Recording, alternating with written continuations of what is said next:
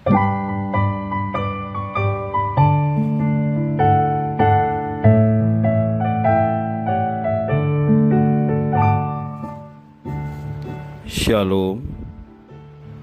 Devosi Ulangan pasal 22 ayat 1 sampai 12. Demikian firman Tuhan. Apabila engkau melihat bahwa lembu atau domba saudaramu tersesat, janganlah engkau pura-pura tidak tahu. Haruslah engkau benar-benar mengembalikannya kepada saudaramu itu. Dan apabila saudaramu itu tidak tinggal dekat denganmu dan engkau tidak mengenalnya, maka haruslah engkau membawa hewan itu ke dalam rumahmu dan haruslah itu tinggal padamu sampai saudaramu itu datang mencarinya. Engkau harus mengembalikannya kepadanya. Demikianlah harus kau perbuat dengan keledainya, demikianlah kau perbuat dengan pakaiannya, demikianlah kau perbuat dengan setiap barang yang hilang dari saudaramu dan yang kau temui. Tidak boleh engkau pura-pura tidak tahu. Apabila engkau melihat keledai saudaramu atau lembunya rebah di jalan, janganlah engkau pura-pura tidak tahu. Engkau harus benar-benar menolong, membangunkannya bersama-sama dengan saudaramu itu. Seorang perempuan janganlah memakai pakaian laki-laki, dan seorang laki-laki janganlah mengenakan pakaian perempuan. Sebab setiap orang yang melakukan hal ini adalah kekejian bagi Tuhan Allahmu. Apabila engkau menemui di jalan sarang burung, di salah satu pohon atau di tanah dengan anak-anak burung atau telur-telurnya di dalamnya, dan induknya sedang duduk mendekap anak-anak atau telur-telur itu, maka janganlah engkau mengambil induk itu bersama-sama dengan anak-anaknya. Setidak-tidaknya induk itu haruslah kau lepaskan, tetapi anak-anaknya boleh kau ambil. Maksudnya supaya baik keadaanmu dan lanjut umurmu. Apabila engkau mendirikan rumah yang baru, maka haruslah engkau memagari sotoh rumahmu, supaya jangan kau datangkan hutang darah kepada rumahmu itu apabila ada seorang jatuh dari atasnya. Janganlah kau taburi kebun anggurmu dengan dua jenis benih, supaya seluruh hasil benih yang kau taburkan dan hasil kebun anggurmu janganlah menjadi milik tempat kudus. Janganlah engkau membajak dengan lembu dan keledai bersama-sama.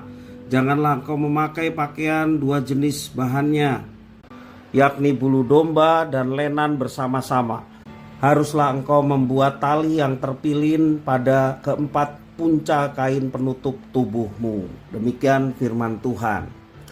Ajakan untuk hidup tidak berpura-pura sangat kental dalam pembacaan firman Tuhan hari ini. Seperti yang tertulis di dalam ayat yang ke-1 sampai yang ke-4, mengajak supaya orang tidak berpura-pura tidak tahu ketika melihat milik sesamanya yang hilang atau binatangnya rebah di jalan, hanya supaya ia tidak perlu memberikan pertolongan. Ayat yang kelima bisa ditafsirkan secara beragam, tetapi juga bisa dianggap sebagai ajakan untuk tidak berpura-pura. Perempuan dan laki-laki sama-sama diciptakan Tuhan, sehingga tidak perlu berpura-pura menjadi orang lain. Apalagi kalau hal itu dilakukan demi menghindari kewajiban.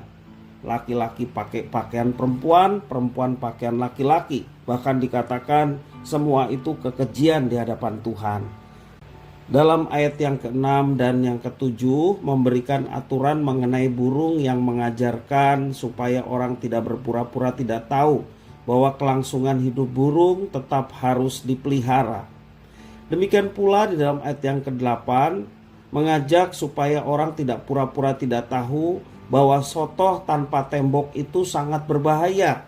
Ya, sehingga dikatakan jangan sampai bangunan rumah kita menjadi hutang darah karena ada orang yang celaka karena tidak ada temboknya di sotoh kita. Kemudian di dalam ayat 9 sampai 12 mengingatkan agar orang tidak pura-pura lupa mengenai kewajibannya terhadap Tuhan melalui kebun anggur dan pakaian yang mengingatkan kepada hukum Tuhan Allah. Sikap berpura-pura bisa menjadi senjata ampuh untuk melepaskan diri dari suatu tanggung jawab atau kewajiban. Namun, aturan yang diberikan oleh Tuhan tidak memberi celah pada kepura-puraan. Berpura-pura bisa disejajarkan dengan kebohongan. Pura-pura tidak tahu dan pura-pura lupa sama halnya dengan kebohongan demi kepentingan, keinginan, atau kesenangan diri sendiri. Sesungguhnya orang yang demikian adalah orang yang egois, hanya mementingkan diri sendiri. Pada masa kini kita dapat menemukan kepura-puraan di berbagai tempat dan situasi. Orang pura-pura ramah supaya mendapatkan apa yang dia inginkan. Orang pura-pura sakit supaya tidak dihukum atas kesalahannya.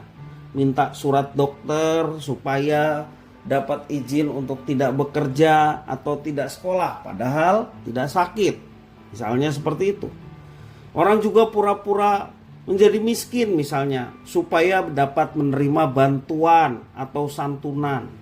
Orang berpura-pura sibuk supaya tidak perlu melakukan pelayanan di gereja atau di masyarakat.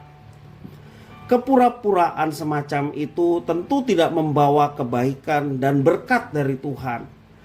Mari kita belajar untuk jujur dalam hidup berelasi dengan sesama. Janganlah kita memilih untuk berpura-pura demi diri kita sendiri dan merugikan banyak orang.